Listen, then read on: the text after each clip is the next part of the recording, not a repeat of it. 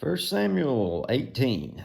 And it came to pass, when he had made an end of speaking unto Saul, that the soul of Jonathan was knit with the soul of David, and Jonathan loved him as his own soul.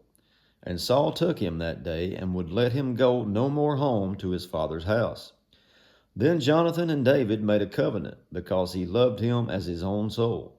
And Jonathan stripped himself of the robe that was upon him, and gave it to David, and his garments, even to his sword, and to his bow, and to his girdle.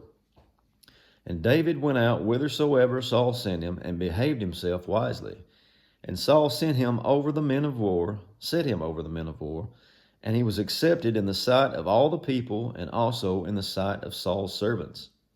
And it came to pass, as they came, when David was returned from the slaughter of the Philistines, that the women came out of all cities of Israel, singing and dancing to meet King Saul, with tabrets, with joy, with instruments of music. And the women answered one another as they played, and said, Saul hath slain his thousands, and David his 10,000s. And Saul was very wroth, saying that the saying displeased him, and he said, They have ascribed to David 10,000s, and to me they ascribe but thousands. And what can we have more but the kingdom? What can he have more but the kingdom, rather? And Saul eyed David from that day forward. And it came to pass on the morrow that the evil spirit from God came upon Saul, and he prophesied in the midst of the house. And David played with his hand, as at other times, and there was a javelin in Saul's hand. And Saul cast the javelin, for he said, I will smite David even to the wall with it. And David avoided out of his presence twice.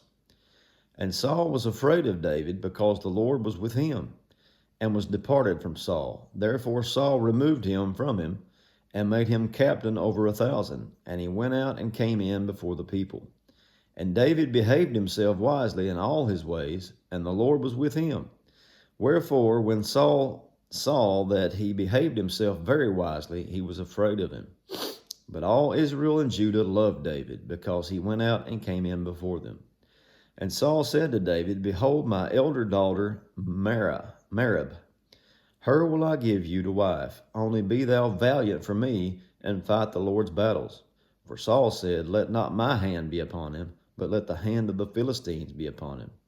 And David said unto Saul, Who am I, and what is my life, or my father's family in Israel, that I should be son-in-law to the king?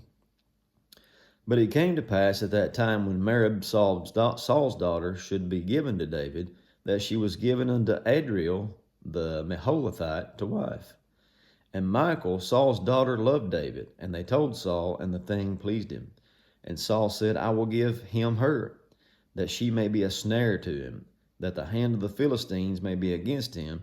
Wherefore Saul said to David, Thou shalt this day be my son-in-law in the one of the twain.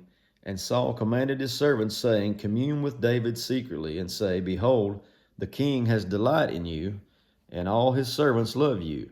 Now therefore be the king's son-in-law. And Saul's servants spake these words in the ears of David.